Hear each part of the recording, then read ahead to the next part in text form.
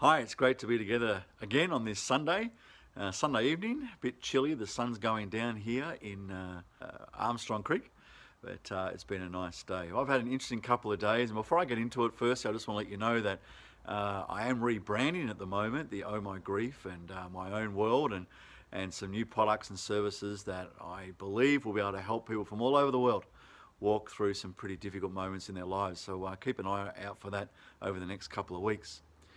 For those of you who follow me on Facebook, you would have seen that yesterday we had the very difficult task of putting down one of our beautiful Clydesdale horses. She was only 3.5 years old. Her name was Bella. And my daughter Ashley, who's 9, has been training her for some time now. And they've had a fabulous bond. And we don't know really what happened. We know she's sick, and there's going to be some post-mortem information coming to us to help us know exactly what took place.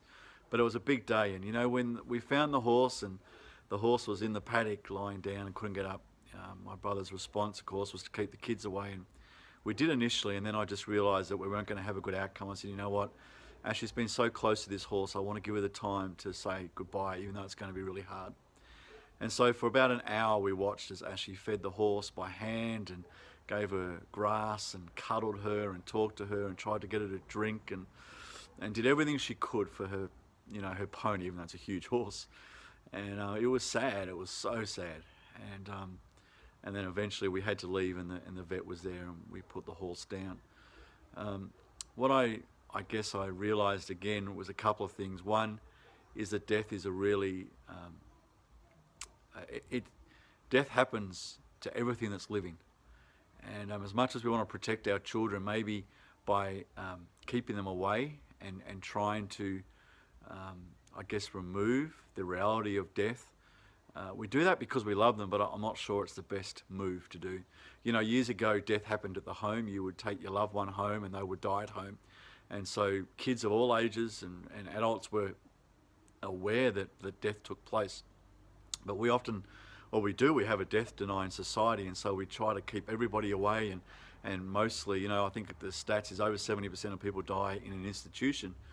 It was never like that. And so for Ashley yesterday and my other daughters and cousins, it was a real, I guess, life lesson of the fact, you know, this idea that there's a first day, there's a last day, there's a life, there's a death. And it was horrible and sad, and even today it's sad. But the thing was that today Ashley keeps talking about all the things that she did to help Bella. And one of the reasons why I wanted her there is I wanted to leave a memory that was more than just Bella had to be put down or Bella died, but that she was involved in loving her and caring for her.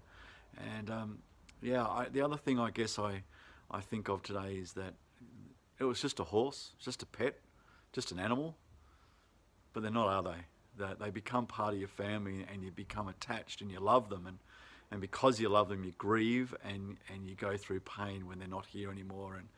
And so I want to encourage all of us, you know, never play down or dismiss the loss of a pet.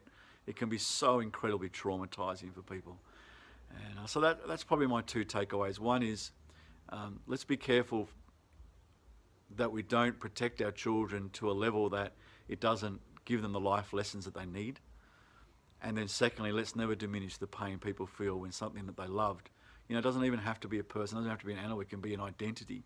It can even be work, it can be health. There's all sorts of things that we lose that causes great trauma and grief. And so let's be people that are kind and listening and caring and loving on people the very best that we can. I trust you have a great week coming up, and I look forward to talking to you next Sunday.